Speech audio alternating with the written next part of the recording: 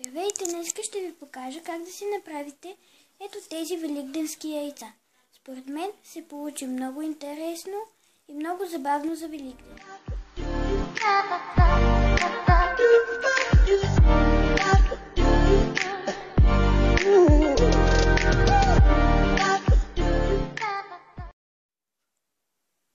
За рисунката ще са нужни панделка или конец, сив молив и гумичка, фломастери или маркери, ножица и бял лист. Първо ще нарисуваме едно кръгче.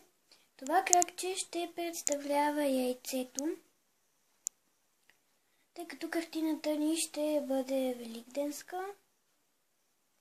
Извинете, че толкова късно качвам това клипче, но просто нямах време кога. И след това, след като сме нарисували яйцето с маркери или фломастери, аз ще използвам маркери, тъй като с фломастерите става, но фломастерите ви трябва да бъдат много добре, как да го кажа,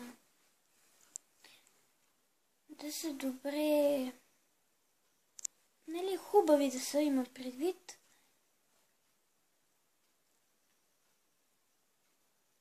Първо с зелено ще направим ето тези кръгчета.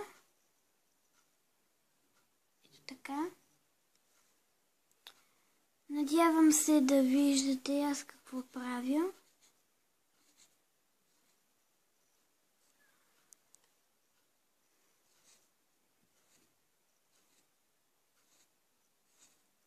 И така правиме цялото яйце.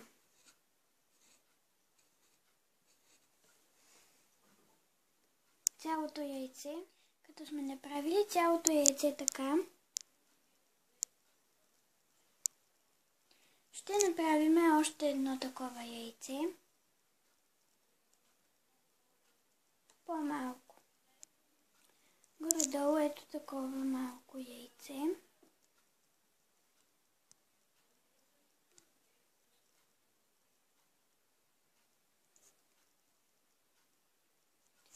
На него ще го направим в розов цвят. Правим пак такива същите кръгчета.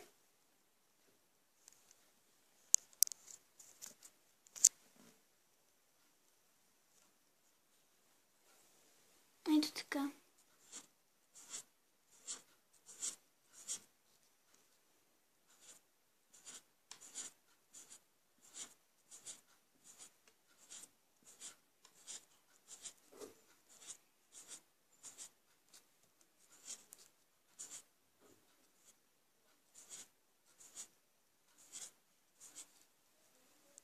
По този начин и продължаваме и правим цялото яйце с такива кръгчета. Вие можете да направите на едно яйце и два различни цвята, дори и три, или колкото искате.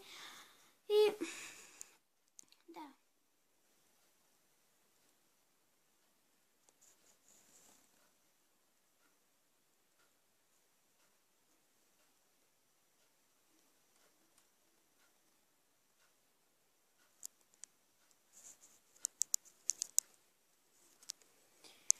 След като сме направили двете яйца,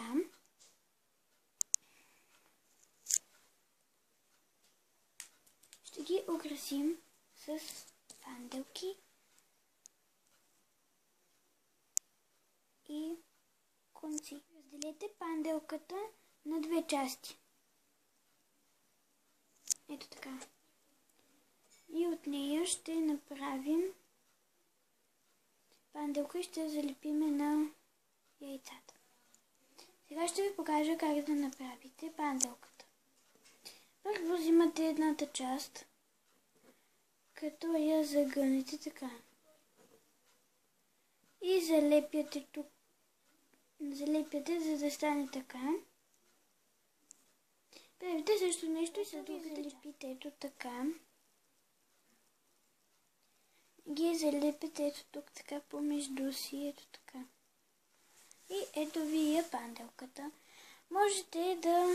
Аз ще сложа и от конеца тук надолу. И да, ще ви покажа след малко как се получи. Така се получи моята панделка, като завързах едно бяло конче по средата.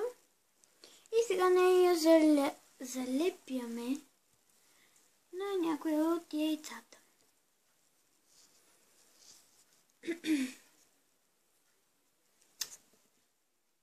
И последна стъпка. Нарисувайте отдолу малко с сивият молив, като сенките на яйцата. Сега ще ви покажа как. Ето така.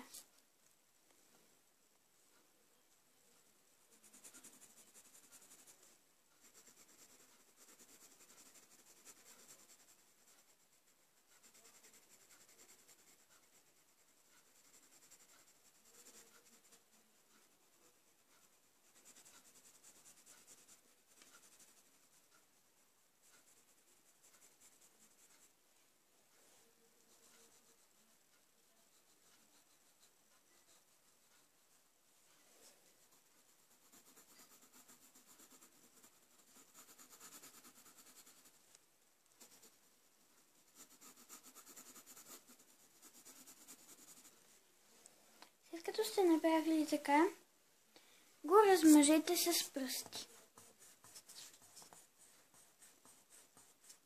За да се получи наистина като сянка.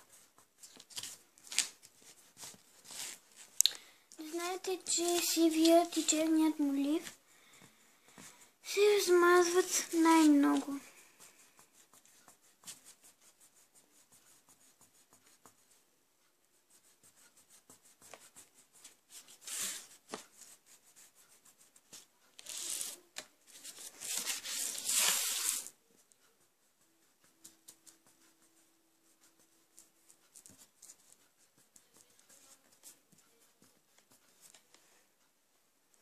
Ето, пръстът ми вече е омацан.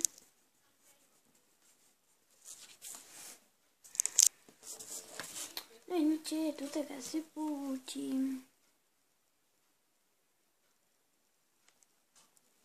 И така ще направим едно другото яйце. И ето ги вече готовите яйца. Наистина се получи много интересно. Вие можете да ги направите и кошница с яйца, можете да отсветите и фона отзад, да има фон.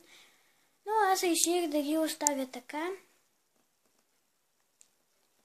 Вие, разбира се, можете да направите и великденски заек, и различни други неща.